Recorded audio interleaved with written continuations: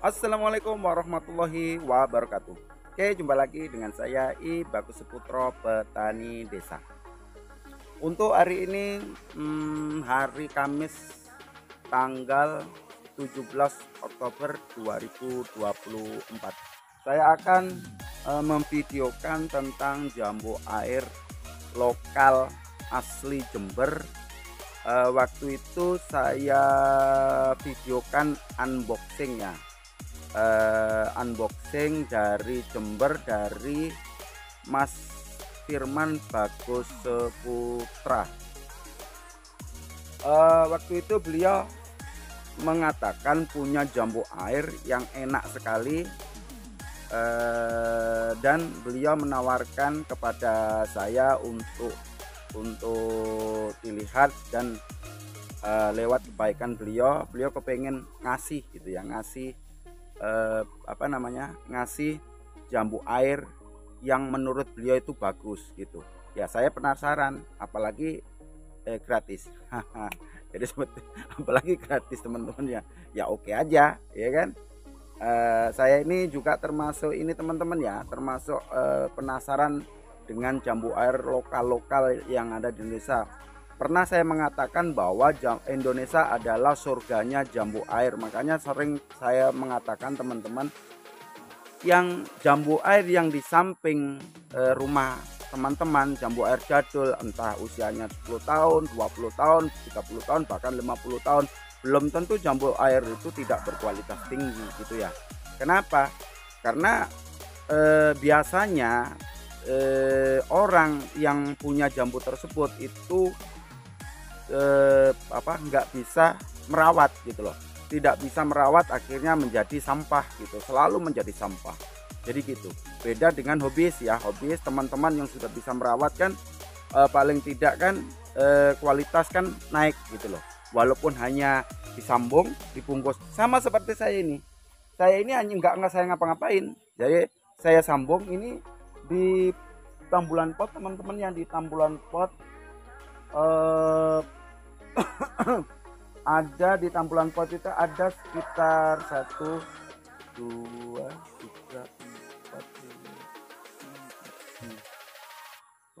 sekitar 8 jenis ini teman-teman ya. Di tampulan pot 8 jenis, jadi kita sambung 8 jenis varietas gitu. Itu sebagian juga lokal gitu, enggak justru saya suka lokal, karena kalau sudah internasional itu kan jarang, karena memang surganya jambu air itu ya hanya Indonesia. Surganya jambu air ini termasuk Thailand, itu nggak ada apa-apanya dengan Indonesia, karena setahu saya asalnya jambu air ya Asia Tenggara gitu, khususnya Indonesia. Jadi seperti itu.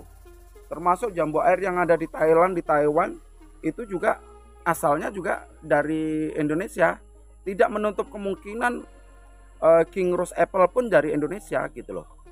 Jadi bukan di sana, bukan di Taiwannya asalnya, tetapi di Asia Tenggara. Waktu zaman kolonial Belanda, orang Cina waktu itu kan masih menjadi satu dengan Taiwan. Jadi mereka berhubungan baik, orang Cina berhubungan baik dengan orang kolonial Belanda, dibawalah ke sana gitu. Jadi orang pribumi tidak bisa merawat, karena orang Taiwan atau Cina, orang Cina Taiwan itu melihat potensi gitu loh, melihat potensi, akhirnya dibawalah ke dataran Cina, khususnya di Taiwan, karena kan Taiwan ya Cina gitu ya. Oke, itu aja. Ini saya akan tunjukkan ya, ini buah perdana ya. Kemarin saya makan itu ya, saya makan, sudah nyobain, saya makan itu rasanya mantap. Nanti saya tunjukkan. Nanti kalau teman-teman kepengen melihat ya, pengen punya jambu seperti ini, nanti ku kasih teleponnya Mas Firman Bagus Seputra di bawah video teman-teman ya. Jadi tinggal telepon aja. Ini menurut saya kemarin sih belum matang saja itu berkualitas tinggi. Oke, kita tunjukkan ya. Ah, di sini teman-teman ya, saya sambung di sini teman-teman ya. Ini ada beberapa varietas teman-teman ya, ada beberapa varietas. Jadi kusambung ini banyak ini teman-teman ya, ada dari Jonggol, ada juga dari Jember, ada juga dari lokal daerah saya sendiri gitu. Jadi di sini untuk ini aja, untuk sekedar penelitian saja teman-teman ya, melihat bagaimana kualitas walaupun tanpa dilakukan pemupukan bahkan penyiraman. Oke, karena ini jauh di belakang teman-teman ya. Oke, lihat, kita buka ya teman-teman ya. Oh, nah seperti ini, mantap kan? Oh, lihat teman-teman, tuh lihat. Modelnya kayak Kyojo teman-teman ya, modelnya kayak Kyojo, tapi bukan teman-teman ya, bukan Kyojo. Lihat tuh, justru kadang-kadang dia itu lambenya itu kadang-kadang mirip sama ini, sama camplong teman-teman ya, tapi bukan camplong, bukan juga Kyojo. Walaupun ini bintik-bintik ini, tapi bukan Kyojo teman-teman ya. Kita lihat daunnya tuh daunnya bukan Kyojo teman-teman ya. Daunnya ini agak membulat ya, agak bulat sedikit panjang ya. Tuh lihat, bulat sedikit panjang, berbeda dengan Kyojo. Kalau Kyojo itu kan ini teman-teman, melengkung teman-teman ya, bergelombang gitu ya. Tuh lihat. Oh, mantapnya teman-teman tuh. Nah, kayak gitu teman-teman ya. Tadi aku liatin bunganya ya. Oh, bunganya ini ada satu nih bunganya tuh, nggak kelihatan, tinggi teman-teman. Aku nggak bawa kursi ini teman. Tuh kelihatan nggak tuh? Nah itu bunganya hijau teman-teman ya. Oh, mantapnya teman-teman. Kita petik teman-teman ya. Kita makan nanti. Enaknya ini kita petik.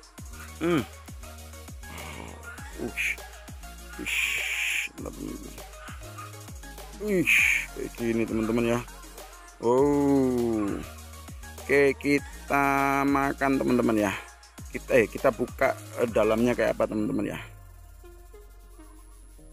Oke, seperti ini teman-teman ya. Tuh, seperti ini, apa namanya, modelnya seperti ini. Aku yakin ini akan lebih besar lagi teman-teman ya. Aku yakin ini bisa di 250 teman-teman. Kenapa? Karena dari lihat bunganya itu besar. Terus ini saya taruh di tambulan pot, saya sambung di tambulan pot, dan jarang saya lakukan penyiraman, bahkan tidak pernah melakukan pemupukan walaupun hanya sekali. Jadi hanya biasanya sih kalau apa kelihatan udah kering kerontang gitu baru saya siram. Jadi karena banyak kerjaan teman-teman ya, termasuk nanam, karena kan hari ini ya teman-teman ya, itu saya mau meremajakan kebun teman-teman ya. Jadi kebun saya jadikan lahan penelitian. Jadi semua yang ada yang terdahulu itu saya tebang semua teman-teman.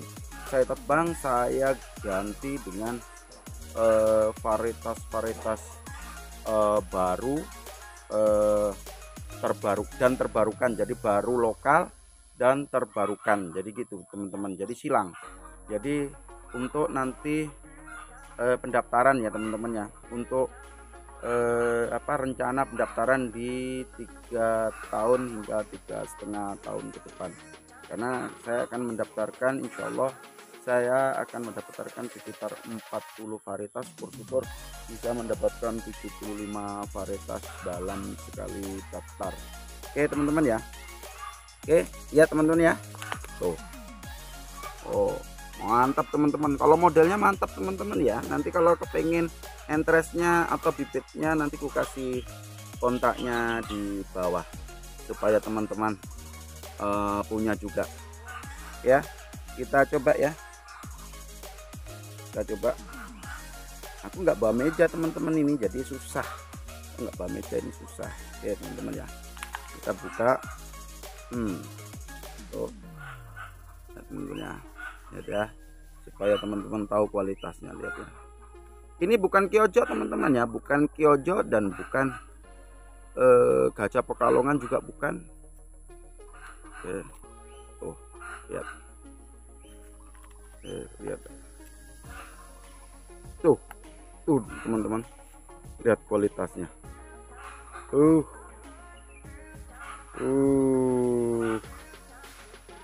Wih, kecil sekali teman-teman, lihat ya.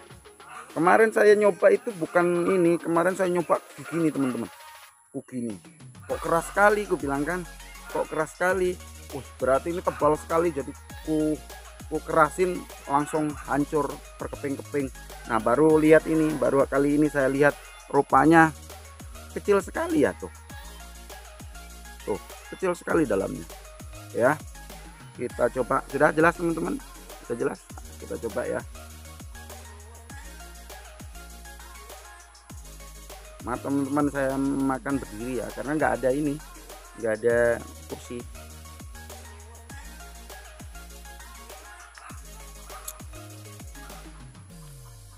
Mantap teman-teman.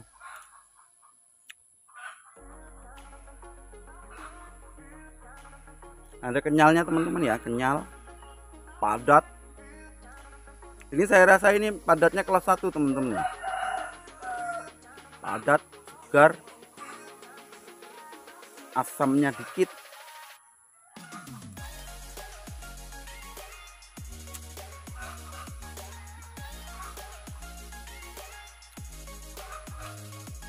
Hampir mirip Kyojo sebenarnya, tapi bukan Kyojo teman-teman. Justru saya rasa kok suka yang ini aku teman-teman ya. Aku lebih suka yang ini daripada Kyojo kalau mau di ini teman-teman ya. Kalau mau di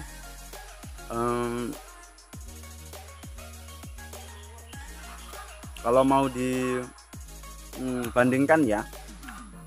Mantap teman-teman, bisa kayak gini ya, enaknya ya.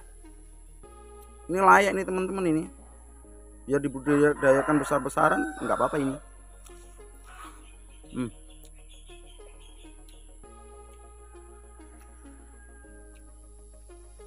Manisnya masih di bawah MDA sih, tapi saya suka ini daripada MDA.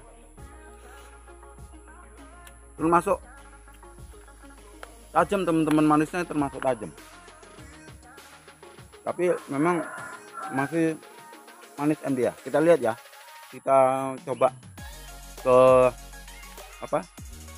kita nyari MDA dulu. Ada di sana teman-teman, ada di sana. Maka langsung aja ya.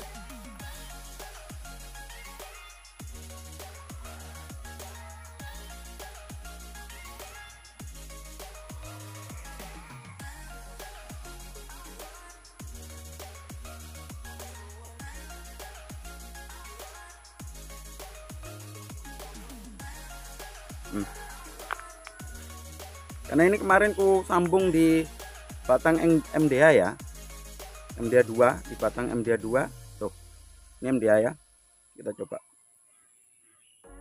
Kok mantap ya, mantap sekali ya. Subhanallah, enaknya. Memang benar bilangnya Mas Firman Bagus Putra, rasanya memang mantap. Oke, nih MDA nih udah jelas. Oke, kita rasain ya.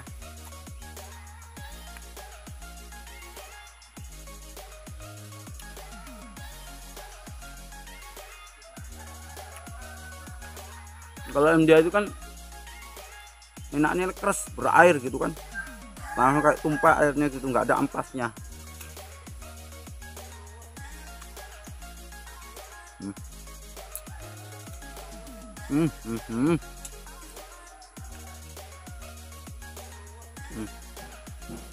Itu Kak, kita bandingkan.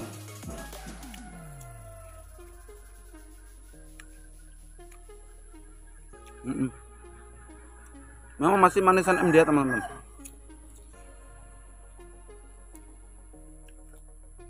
masih manisan MDA 2, tapi ada khasnya tersendiri, yaitu kepadatannya, kenyalnya.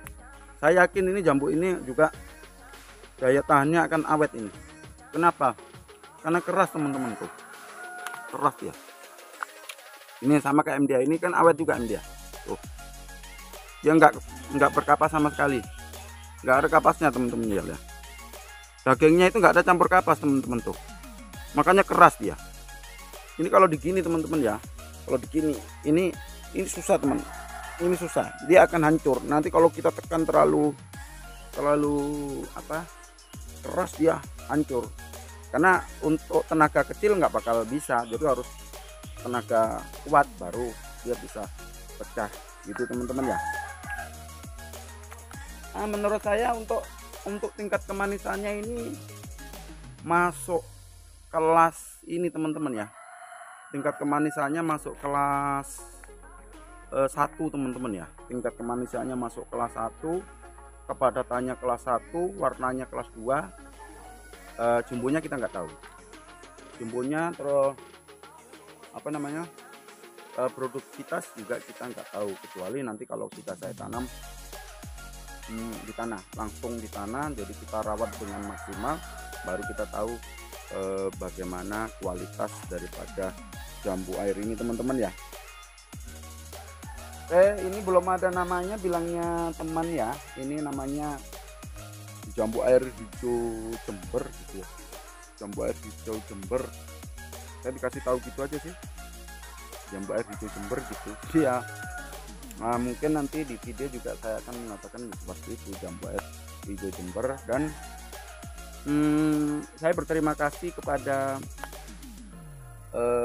Mas Firman Bagus Putra yang sudi atau yang bisa meluangkan waktunya untuk mengirim entes kepada saya, dan ini sangat bermanfaat sekali. Semoga menjadi berkah bagi beliau, dan semoga jambu air ini bisa saya kembangkan dan bisa saya bisa saya turunkan varietas baru dari jambu air yang dikirim beliau ini. Kenapa? Karena memang saya nyari jambu air berkualitas tinggi untuk ini bahan persilangan teman-teman ya. Untuk bahan persilangan, contoh jambu air ini warnanya hijau, nanti saya usahakan jambu air ini akan berwarna merah darah gitu ya. Makanya nanti kita bisa kita padukan dengan kesuma merah atau taptimcan gitu ya, supaya berwarna merah agar lebih estetik dan daya jualnya akan lebih tinggi.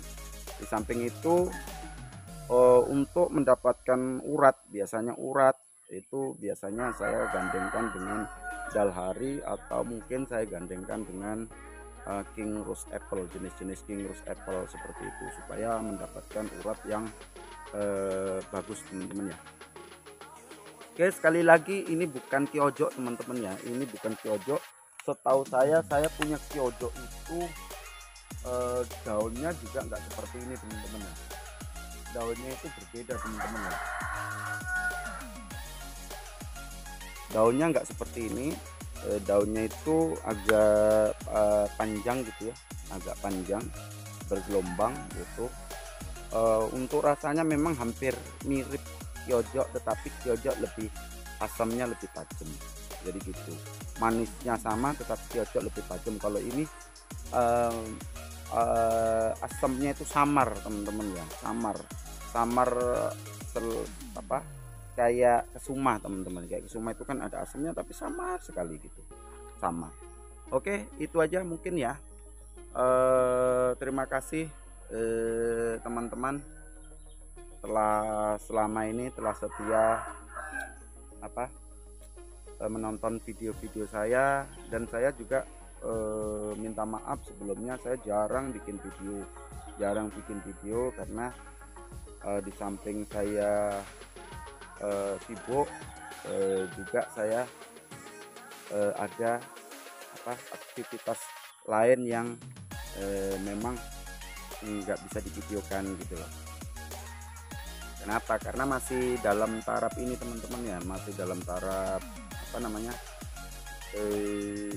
awalan gitu. Contoh kita menanam gitu kan, menanam ya, mungkin kalau teman-teman nanti kepingin tahu cara menanam ya bisa aja nanti ku sampaikan, karena kan ini saya ulang nol lagi, jadi nol lagi, nggak seperti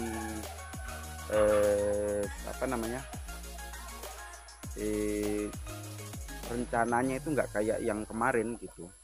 Ini berbeda lagi, ini masuk ke kebun penelitian, jadi semua kebun saya ini saya jadikan lahan penelitian saya untuk kedepannya, untuk apa namanya, pengembangan varietas-varietas baru saya, supaya mendapatkan varietas-varietas baru, puluhan bahkan ribuan varietas baru yang akan saya dapat gitu. Oke, mungkin itu aja teman-teman ya. Sebelumnya terima kasih, dan sebelumnya juga saya minta maaf yang sebesar-besarnya apabila ada salah kata dari saya. Semoga yang saya sajikan ini bisa bermanfaat bagi Anda semuanya. Akhirul kalam, assalamualaikum warahmatullahi wabarakatuh. Mantap teman-teman, mantap.